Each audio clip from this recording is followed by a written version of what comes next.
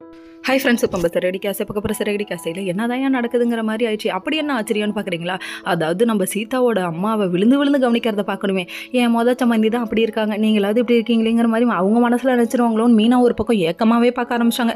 அது மட்டும் இல்லைங்க, அவங்க சந்தோஷமாக அவங்கள மரியாதையாக நடத்துறத பார்த்து ரொம்ப பெருமையாக வேற நினைக்க ஆரம்பிச்சிட்டாங்க. சூப்பர்ராப்பா அப்படிங்கிற மாதிரி ஆயிடுச்சு. அதுக்கப்புறம் விழுந்து விழுந்து கவனிக்கிறது என்ன, ட்ரெஸ் எடுத்து கொடுக்கறது என்ன.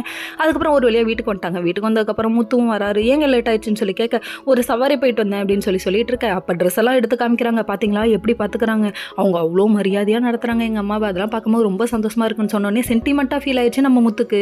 உன்னை இங்கே மதிக்க மாட்டேங்கிறாங்க, இல்லை உங்கள் வீட்டில் உள்ளவங்களையும் சுத்தமாக மதிக்க மாட்டேங்கிறாங்கன்றாங்க. உண்மைதாங்க, முதல்ல ஹஸ்பண்ட் மதிக்கணும். நம்ம முத்து சூப்பராக மீனாவை மதிக்கிறாங்க, ஆனால் வீட்டில் உள்ளவங்களாம் மதிக்கலேன்னு ஃபீல் பண்ணுறாரு. இப்படி ஒரு புருஷன் யாருக்காவது கிடைக்குமாமா?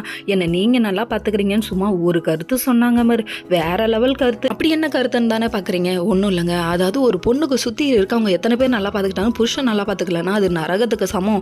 இதே புருஷன் நல்லா பார்த்துக்கிட்டு மித்தவங்களாம் நல்லா பார்த்துக்கலன்னா அது ஒன்றுமே இல்லை, ஜுஜுபி மேட்ரு அப்படிங்கிற மாதிரி ஈஸியாக சொன்னாங்க. ஒரு வார்த்தைனால திருவார்த்தையாக சொன்னோமா சூப்பர்மா அப்படிங்கிற மாதிரி. நம்ம அருண் ஒரு பக்கம், அதாவது நம்ம யார் முத்துவை விட நல்ல பேர் வாங்கணுங்கிறதுக்காக விழுந்து விழுந்து வேலை வாங்கி கொடுக்குறாராமா. யாருக்கு? நம்ம சத்யாவுக்கு நல்லா வருவப்பா. இன்னொரு பக்கம் ரோஹிணி போய் விசாரிக்கிறாங்க. நம்ம ரவியோட ரெஸ்டாரண்ட்டில் நம்ம ரவியோட மாமியார் சொன்னாங்களே அந்த வேலைக்காக போனாங்கங்க.